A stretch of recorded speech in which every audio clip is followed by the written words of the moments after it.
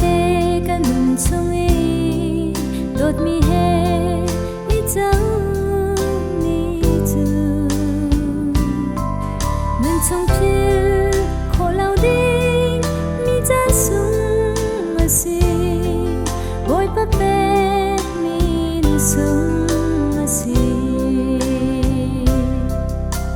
chiatnak le thatnak an ton caan zongah thinlung khawh Ruahnak Zeithil tay khawh tu Nupa si dingin ani dawtnak fehter hram câu hi chi dung nam puai sungah hi Bawipa na dawtnak sungbik he umpidin in kan in Sawm Lamma tuanti zami le bawtnak thlakmi Khrihfa in chungkhar run si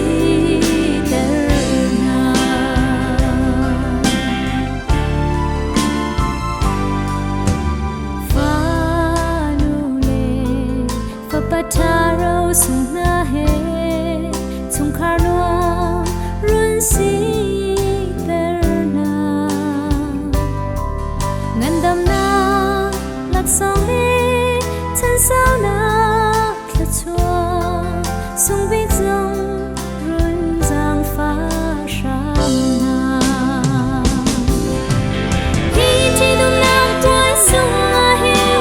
Bawipa na dawtnak sungbik he umpidin in kan in Sawm Lamma tuanti zami le bawtnak thlakmi Khrihfa in chungkhar run si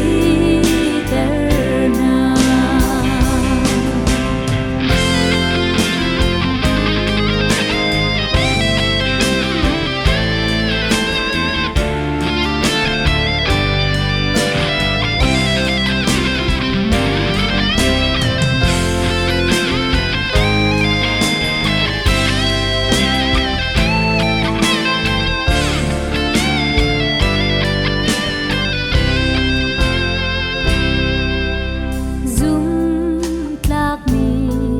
mi phuni na kan sar hi Ruahnak in